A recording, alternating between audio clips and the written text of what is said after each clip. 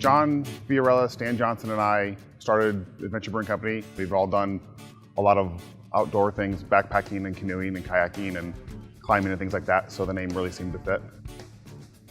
Most of our beer names tie in with adventure. Our 4 year-round beers are Expedition IPA, Backpack Wheat, Superpower Pale Ale, and Stiletto Stout. And so we intentionally want to hit lots of different genres of adventure. We take a lot of pride in our beer, we put a lot of effort into it, and we also try and stay community-based. All of our beer right now is just in the county, and we're very local-oriented. We try and work with a lot of other places around us. It's great that we all share secrets and share ingredients when necessary and just make better beer together.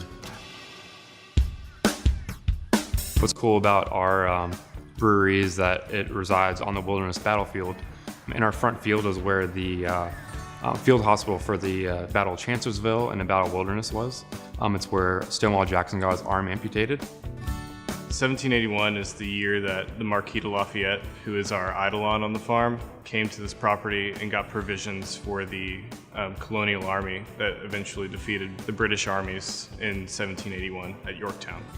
Harry and I are trying to focus on French and Belgian farmhouse styles, but at the same time doing all sorts of other beers, experimental batches that everyone can enjoy. Our slogan right now, it's Revolutionary Tales, Evolutionary Ales. So we have a portrait line of beers that is classic European recipes. We've got a porter that is much like a 1700s, 1800s classic English porter, and we call it the Washington Hare Honey Porter. We have our Marquis de Lafayette Saison, which is a classic French-style Saison. We'll be collaborating with the winery, Wilderness Run, because like our wine barrels, the old ones will be going into beer production to make sour-style beers and lambics. Just seeing people enjoy the beer and come back for the beer and just telling us how much they like it is a very rewarding job.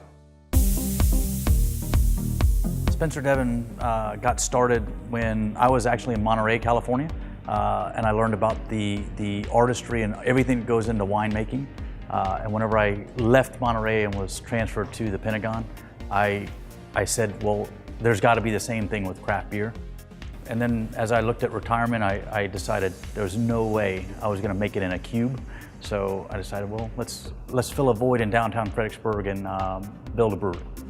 If you walk around downtown Fredericksburg, you very quickly realize that not only is it a perfect balance of quaint and downtownness, but it's also quite a foodie town.